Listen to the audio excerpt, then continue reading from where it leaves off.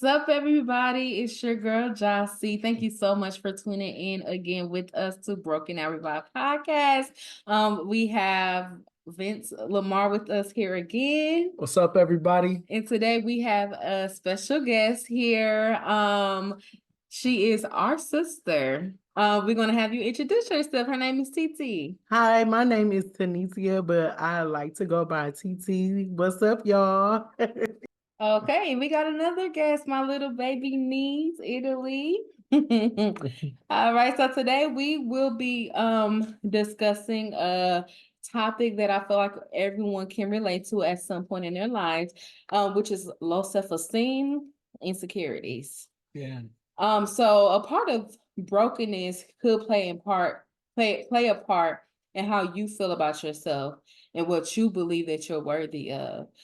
So people aren't, of course, just born insecure. But it could start as a child and carry into your adulthood, or maybe you never struggled with it as a child. And as you grow older, you realize some insecurities are there, or low self-esteem starts to play a part in your life. So what do you all think? We're gonna start with Vince. But like, what do you feel that what plays a part in insecurity?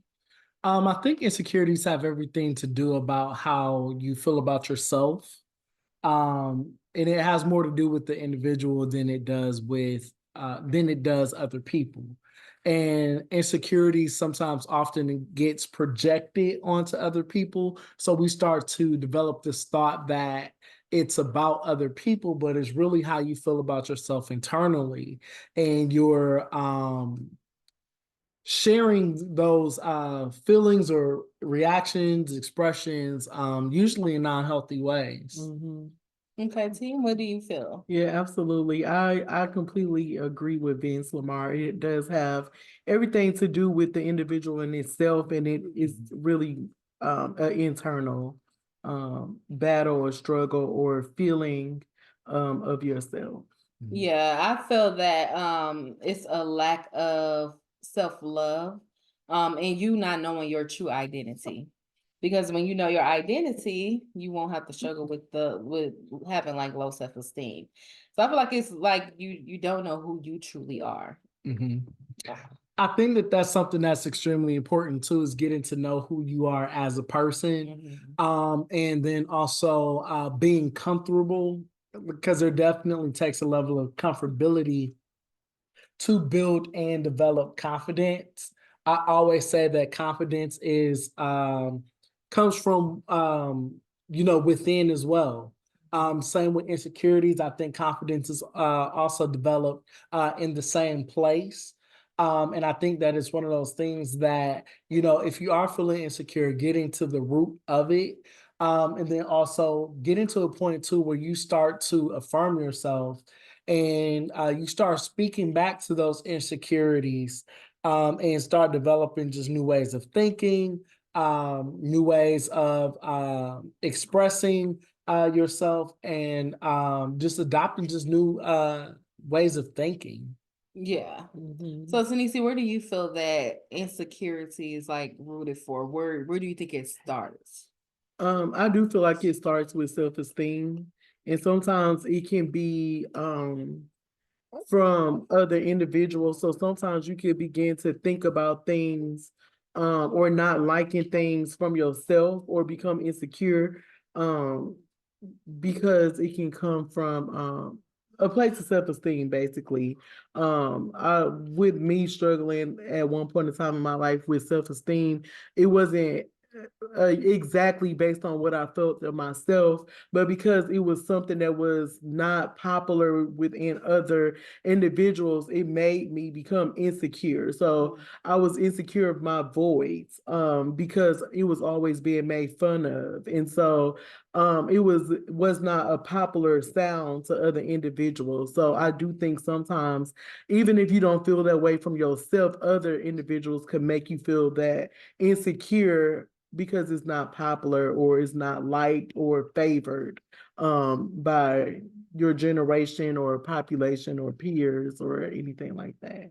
Mhm. I think it's important too to make peace within yourself about those things, like similar to UTT with your voice. It's like, how do you make peace with, thing about yourself that you don't like or that's less desirable or you feel is less desired by other people? Like, what does that process look like?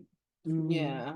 Yeah, I feel like it basically comes from learning to love everything about yourself. Like not caring about the opinions of what other people have to say about you, think about you or what they have to say. I kind of feel that when I first started to notice insecurities was a kid and it came from being bullied.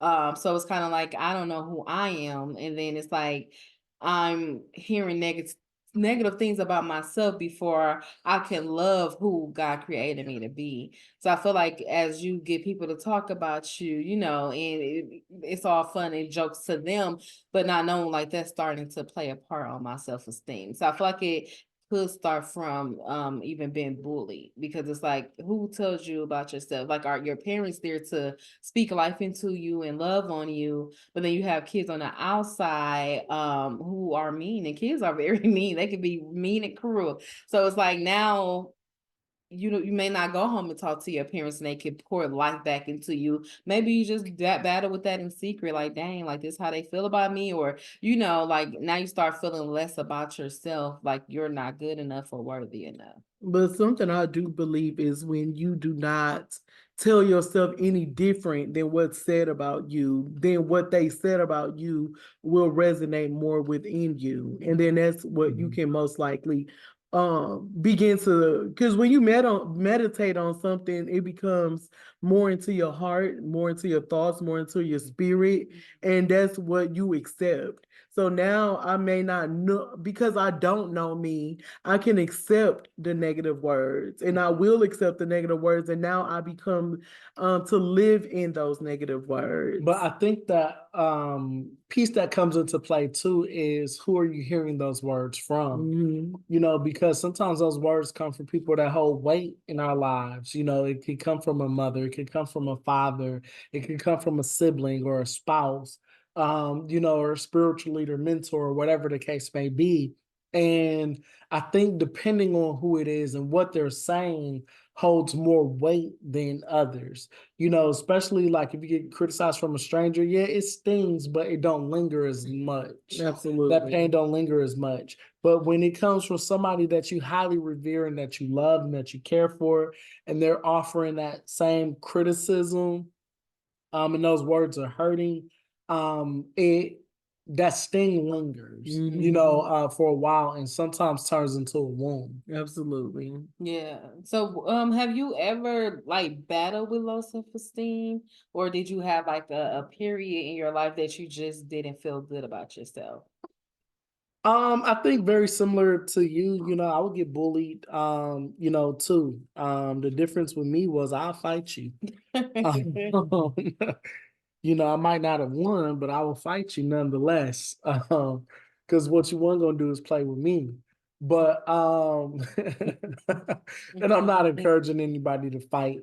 But what I will say though is just even with that, in those moments where I, had my own insecurities, it took me to affirm who I was and for me to start defining who I was and not living life by the definition of how others, have defined me, and said who I was. I had to learn who I was for Vince. So basically when you did kind of battle with those like insecurity moments, it kind of rooted from being bullied. Yeah, for sure. And then not only bullied at school, but she also bullied at home. From who? My siblings. Nobody bullied you. I don't remember that. Right. You so funny. Ooh. We did not bully him, did we? Y'all did. I don't remember bullying this. Talking about somebody is bullying. Okay, then we all We got talked ribbed about. each Okay. other. Okay, so is ribbing not bullying? I mean, it Because is. being bullied ain't always getting pushed or your head muffed or somebody just like hitting you or taking something from you. You are bullied also with words. Yeah, well, that's the case. You definitely bully me, And but still that's bully. right. No, So it's you still a bully, no, bully. you bullied me and I bullied you back. No. How about Oh, that? so then there's no victim there. Right. We took turns. There was vindication there. How about that? But anyways, TT. So, have you ever struggled with like low self-esteem or phases of like just having those insecure moments? Tell us about that. Like where did it start? Yes. So I have struggled with self-esteem. Especially growing up, and I believe I got better and became more of myself and found myself more as I began to get older and go into my adulthood. So I did struggle with self-esteem. I do believe it started with bullying, but then it also started with family. So I wouldn't say that it happened in the household, but it did definitely happen with how my aunties and grandparents and cousins, how they begin to view me. And because like we said earlier, when you do not know yourself, you take on those words and that language, and that's what you begin to start calling yourself. So that was something I can say. I did struggle with my voice. I actually grew up in school not ever wanting to talk, so I would be actually very silent and I was very quiet. And I so with getting made fun of my voice, it silenced me. And I struggled with it because I hated my voice just as much as everyone else when I initially did not have an issue with my voice. But if there was a day when I had to tell myself, because me not speaking, the self-esteem began to um grow in other places. It affected me, I should say, in other places, in relationships, in friendships, in decision making. So I didn't make the best choices based off. You can start wanting to do things or make decisions based on wanting to be liked or wanting to be accepted, based on how you feel of yourself. But there was a day I had to tell myself, this is my voice. I'm happy that I have a voice, and this is what God created me to speak like. So I had to be more appreciative and grateful that I was able to even speak when there are so many people who does not have the opportunity to do that. So I had to find a benefit in why I was, and it was actually something also that I cannot change of myself. And there was no mistake when I was created. So I had to accept what came with me. So this is who I am. And the very thing that you can struggle with, it can be the very thing that can bless someone else with. So I had to see the benefit in it, and it's actually a blessing that I'm able to speak. So Yeah.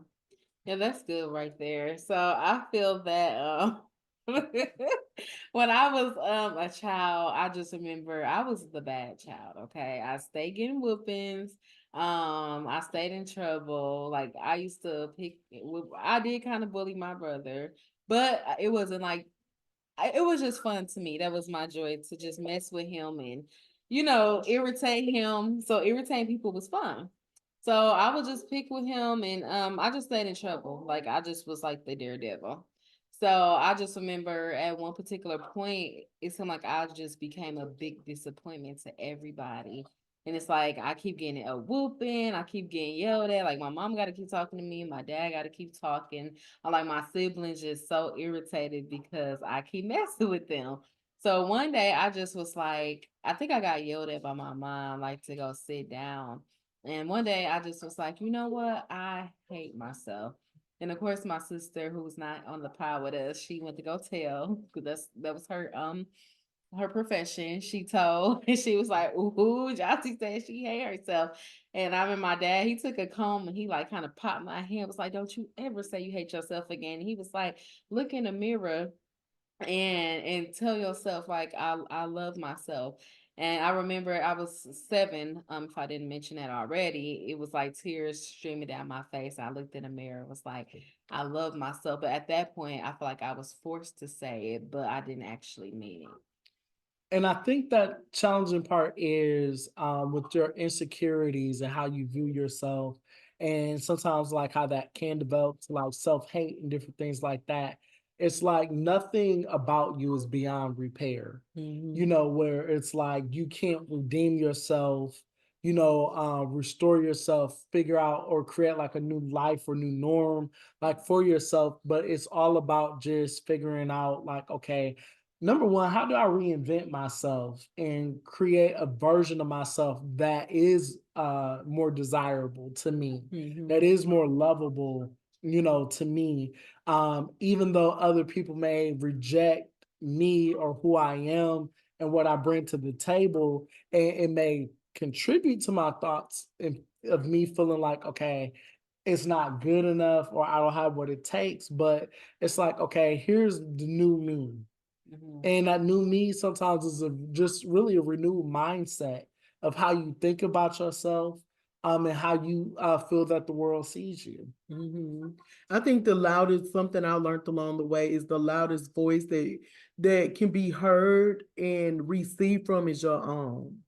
So I do believe the more that you tell yourself, I'm beautiful, I can do this, I will make it, I'm unstoppable, I'm a overcomer, or more than a conqueror, whatever those words of affirmation is that you need. If you tell yourself that, that's the loudest voice I believe that you will ever hear, and that has the greatest effect. So, but sometimes we're not talking to ourselves. We allowing everyone else to talk to us and to tell us and dictate and determine who we are. But if you can tell yourself who you are, then you will be able to create a whole nother version of yourself, and you will be able to walk different and talk different and make better decisions. Because low self-esteem also in my adulthood, before I was able to learn that it not only did it affect relationships I accepted anything, because I developed a lack of love for myself. And so I had no boundaries, I had no standards, and people was able to walk over me like I was a rug and like I was nobody, and I allowed them to do it because I thought that I was nobody. I thought that I was trash. I thought I was nothing because that's what I was told.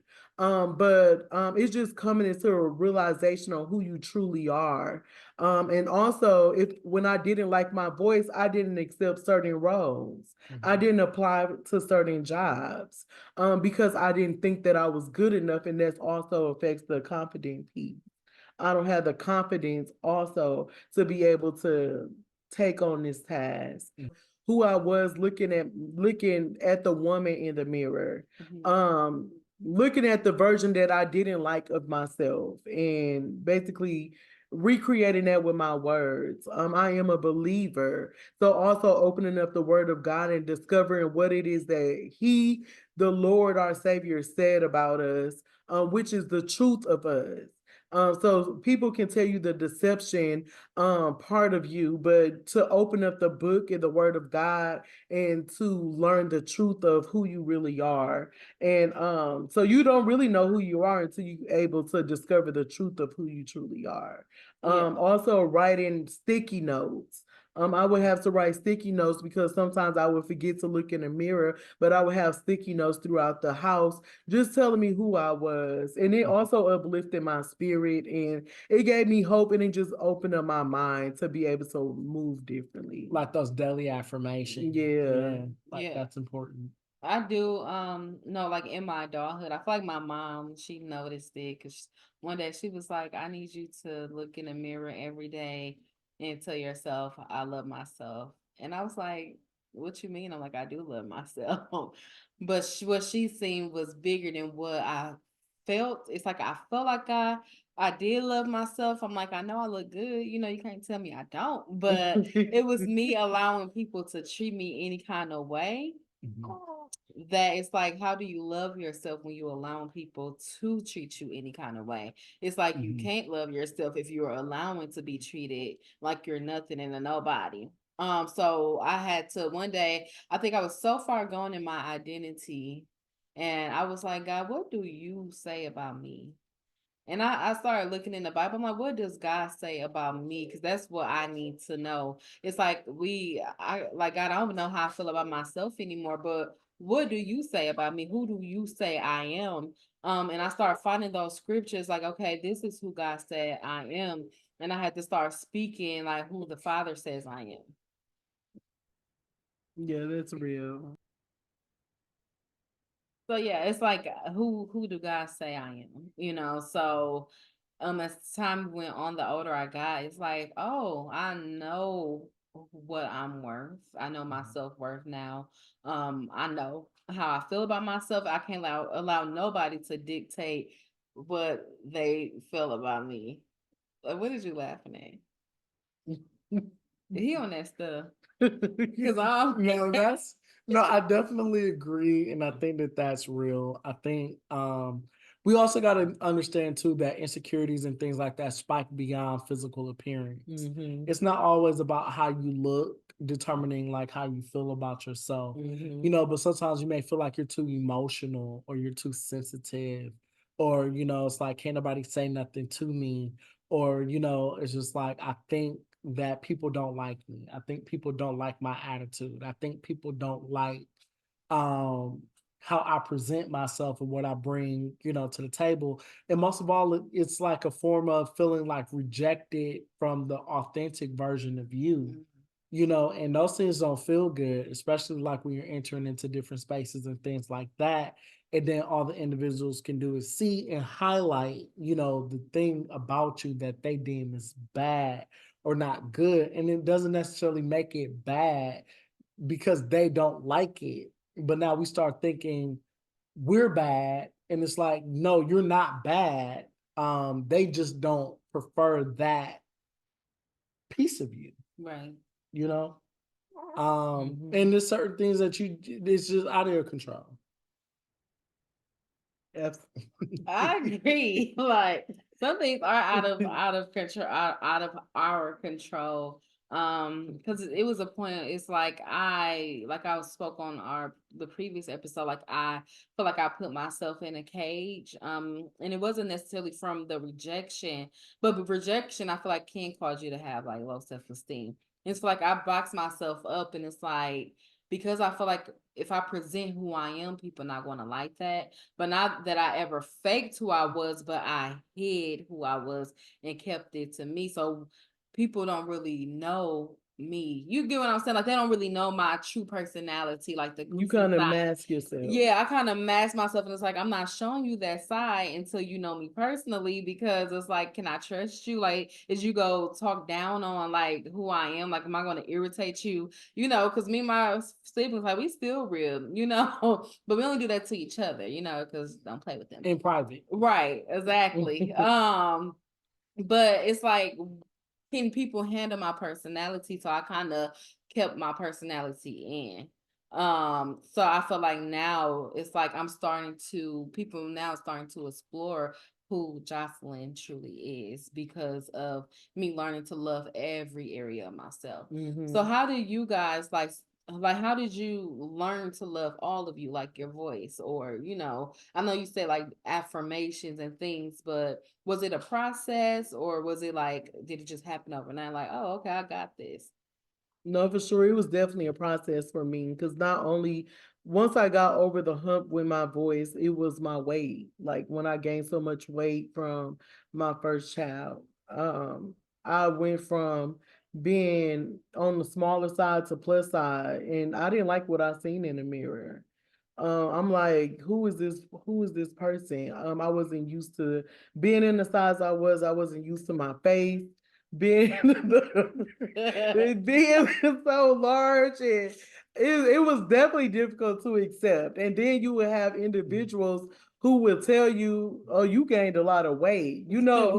and you're already struggling with the weight, and you get other individuals who come and remind you what you're struggling with. But it was for one, that was something I was able to change.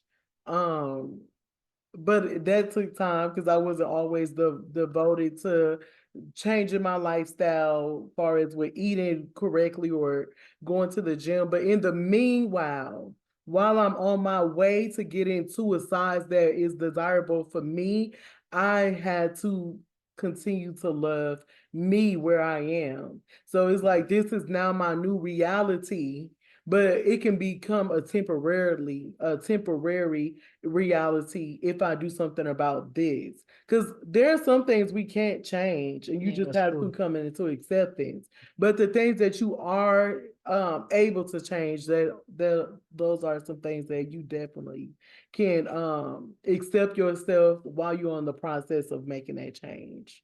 But it's just basically coming to acceptance where you are. Yeah. So, Vince, how did you learn to love all of you, like the things or the parts that you wasn't so happy about? I think that's no, I think it's a good question because I look at it like this. And sometimes I could just be very literal.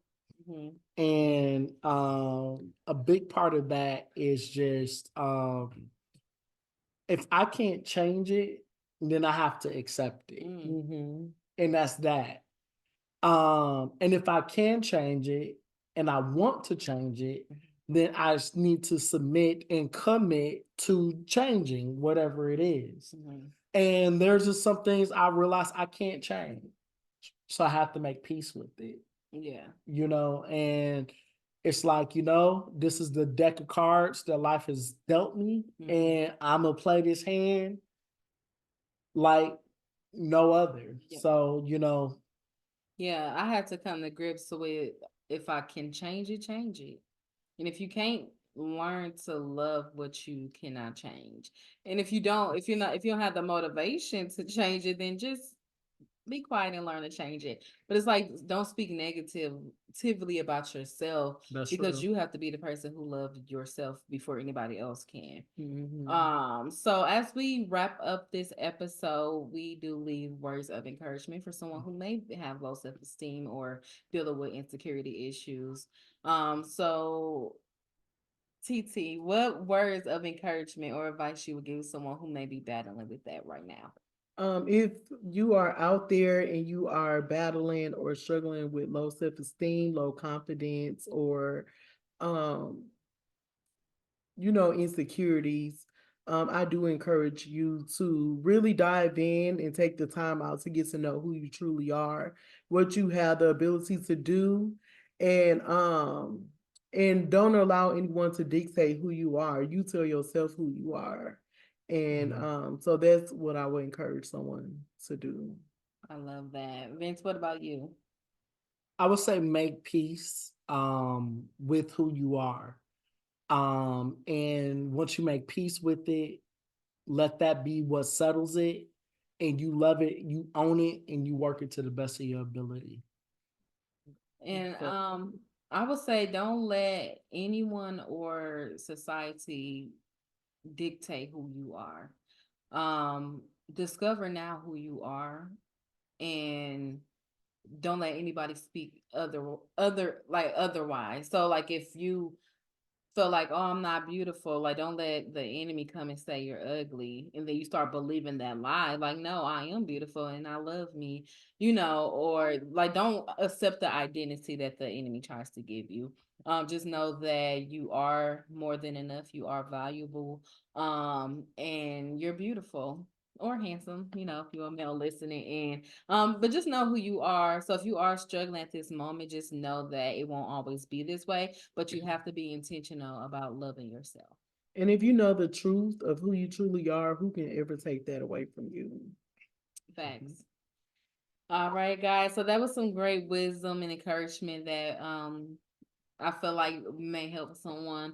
So we do thank you so much for tuning in to Broken Out Revive podcast. I hope that this has reached someone who may be struggling in this area. And if it's not you, send it to someone, send it to a friend or a family who you know needs to hear this. But don't forget to like and subscribe our channel, which is Broken Out Revives on Apple Podcasts and on YouTube. And you can also leave your suggestions on topics you would like to hear. Even if you need advice, don't be afraid to even email us at brokenoutrevived@gmail.com. We look forward to hearing from you and seeing your feedback. So we thank you so much for tuning in with us. You guys have a wonderful day. Bye. Bye.